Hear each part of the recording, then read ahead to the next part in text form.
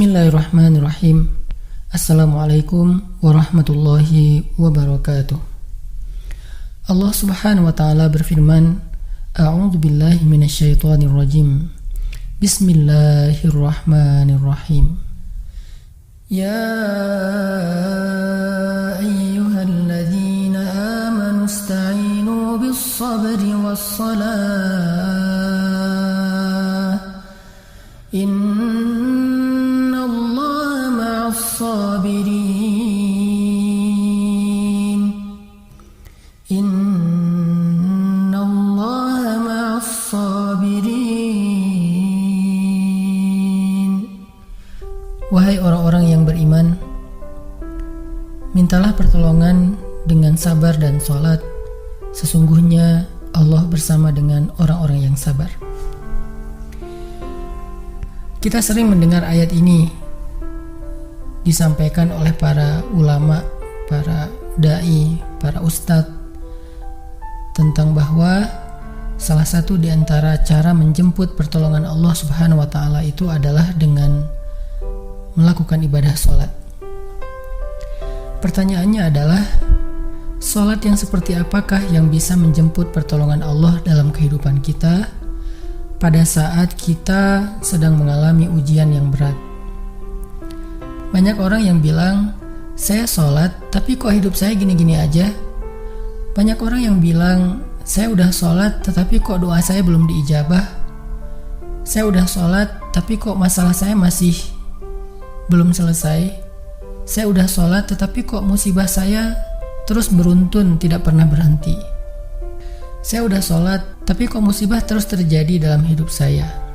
Sehingga teman-teman yang dirahmati Allah, kita perlu belajar sholat yang seperti apa yang bisa menjemput pertolongan Allah Subhanahu wa taala secara ajaib.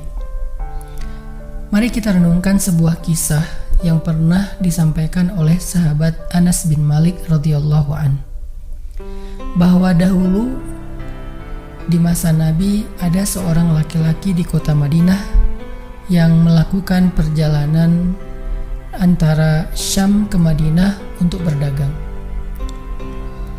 Di tengah perjalanan, laki-laki ini dirampok oleh para perampok. Dia diberhentikan oleh seorang laki-laki, kemudian hartanya diambil, lalu setelahnya laki-laki itu menghunuskan pedang kepada orang ini. Pedagang ini mengatakan, wahai fulan, jika engkau menginginkan hartaku, ambillah, tapi biarkanlah aku melanjutkan perjalanan. Perampok itu mengatakan, adapun harta itu sudah menjadi milikku. Sekarang aku menginginkanmu, aku ingin membunuhmu. Merasa tidak punya pilihan, akhirnya pedagang ini mengatakan, wahai fulan, jika engkau ingin menyakitiku, membunuhku, maka lakukanlah. Tetapi sebelumnya, berilah aku kesempatan untuk melaksanakan sholat 2 rakaat. Lalu perampok ini mengatakan, ya sudah, kalau begitu, sholatlah, aku akan berikan engkau waktu sebentar. Maka pedagang ini pun mendirikan sholat dengan sholat yang sangat khusyuk. Di dalam sholat, laki-laki ini setelah membaca Al-Fatihah, dia membaca sebuah ayat di dalam surat An-Naml ayat 62. Apa ayatnya? Dia membaca kalimat, Amman yujibul muttarra idza da'ah. Amman yujibul muttarra idza da'ahu wa yakshifus su'a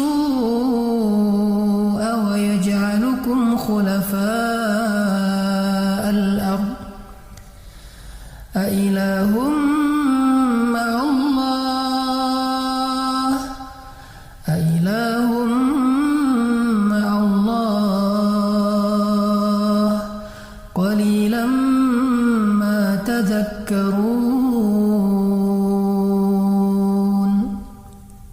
Bukankah dialah Allah yang memperkenankan doa orang yang dalam kesulitan apabila dia berdoa kepadanya, dan menghilangkan kesusahan dan menjadikan kalian sebagai khalifah di muka bumi? Apakah di samping Allah ada Tuhan lain yang patut disembah atau dimintai pertolongan? Sedikit sekali dari nikmat Allah yang kalian ingat. Shadaqallahul azim. Teman-teman yang dirahmati Allah Subhanahu wa taala, inilah ayat yang dibaca oleh pedagang tadi ketika dia sholat 2 rakaat. Dia membaca kalimat ini dengan penuh penghayatan dan perenungan. Dia mentadabburi ayat ini. Amman yujibul muttarra idza da'ah wa yakshifus su'. Bukankah dialah Allah yang memperkenankan doa orang-orang yang dalam kesulitan dan menghilangkan kesusahan? Dia menghayati ayat ini. Dia mentadabburi ayat ini. Sehingga muncullah rasa yakin di hatinya bahwa harapannya saat ini satu-satunya adalah Allah yang yujibul muttar. Dia dalam kondisi muttar, dalam kondisi kesulitan, dalam kondisi terancam. Muttar itu bisa bermakna terancam, kesulitan, kesusahan, dan berbagai macam makna dari ketidakberdayaan. Siapa yang yujibul muttar? Siapa yang akan memperkenankan doa orang yang tidak berdaya selain Allah? Wa yakshifus su', dan menghilangkan kesusahannya selain Allah.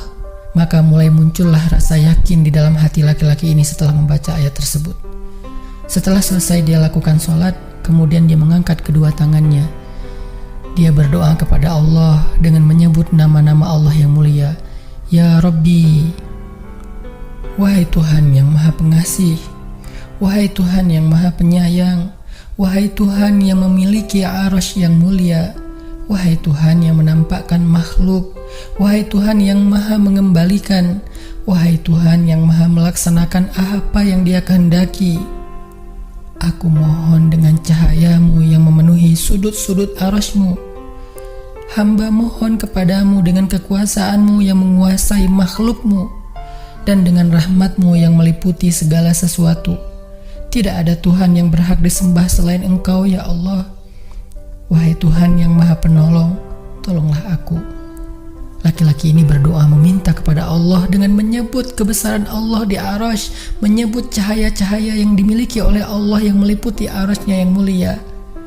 Tiba-tiba setelah selesai berdoa, muncullah seorang laki-laki dengan pakaian hijau bercahaya. Dia mengendarai seekor kuda berwarna abu. Dia mengeluarkan pedang. Lalu perampok tadi mencoba untuk menyerang laki-laki berkuda itu. Tetapi laki-laki berkuda itu menendang dengan kudanya sehingga perampok ini terhempas, terjatuh. Kemudian laki-laki tersebut membunuh perampok itu seketika. Kemudian pedagang itu bertanya, "Siapakah Tuan?" Lalu penunggang kuda itu menjawab, "Ketahuilah, saya adalah malaikat yang turun dari langit ketiga. Ketika kamu berdoa kepada Allah kali yang pertama, kami para malaikat mendengar suara gemerincing dari pintu-pintu langit. Sehingga para malaikat bertanya-tanya, apa yang sedang terjadi? Tiba-tiba muncullah doamu yang kedua, hingga pintu-pintu langit terbuka dan nampaklah cahaya yang sangat benderang. Dan di doamu yang ketiga, datanglah malaikat Jibril kepada kami seraya berseru, siapakah di antara kalian wahai para malaikat yang mau menolong hamba Allah itu? Lalu aku memohon kepada Allah agar Ia mengizinkanku melaksanakan tugas ini. Wahai hamba Allah, ketahuilah, barang siapa yang berdoa dengan doa yang engkau baca tadi ketika dalam kesedihan, penderitaan, dan dalam keadaan sedang susah, maka Allah akan melepaskannya dari kesedihan dan akan menolongnya." Teman-teman yang dirahmati Allah Subhanahu wa taala, itulah salah satu kisah tentang keajaiban sholat seorang pedagang yang dengan sholat itu Allah Subhanahu wa taala mendatangkan pertolongan yang luar biasa dalam masalahnya. Pertanyaannya adalah, apa rahasia sholat pedagang itu sehingga Allah mendatangkan malaikat khusus yang menunggang kuda berwarna abu, lalu malaikat ini membunuh perampok yang ingin mencelakai pedagang itu? Salah satu rahasia dari sholat pedagang itu, kata para ulama, adalah dia melakukan ibadah sholat dengan ihsan. Seperti yang dikatakan Nabi tentang bab ihsan, "Anta'budallah ka'annaka tarah, fa'in lam takun tarah, fa'innahu yarak." Ketika engkau beribadah kepada Allah, seolah-olah engkau melihat Allah. Jika engkau tidak bisa melihat Allah, maka yakinlah Allah melihatmu.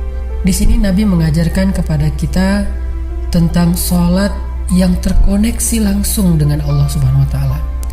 terkoneksi dalam yakin dan iman sampai seolah-olah kita melihat Allah. Artinya ketika kita bisa sholat seolah-olah kita melihat Allah, lalu dengan kondisi seperti itu kita meminta pertolongan Allah dengan penuh keyakinan, itulah sholat yang mendatangkan pertolongan Allah. Atau kalau kita nggak bisa membayangkan bahwa kita melihat Allah karena itu memang sulit, maka yakinlah Allah melihat kita dan itu pasti. Artinya bahwa Allah itu pasti mendengar kita, melihat kita, dan sedang menunggu apa yang kita butuhkan.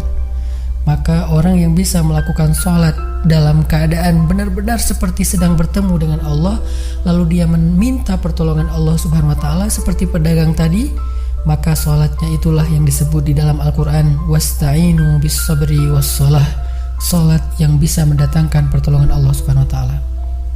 Semakin sering kita melakukan sholat dengan ihsan, benar-benar seperti bertemu dengan Allah Subhanahu wa Ta'ala.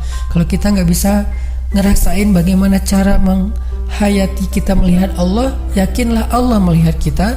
Dan kalau kita bisa mendawamkan ini dalam sholat 5 waktu dan dalam sholat-sholat sunnah kita yang lain, terutama sholat tahajud, maka insya Allah sholat kita sudah menjadi jalan keajaiban dalam kehidupan kita. Barakallahu.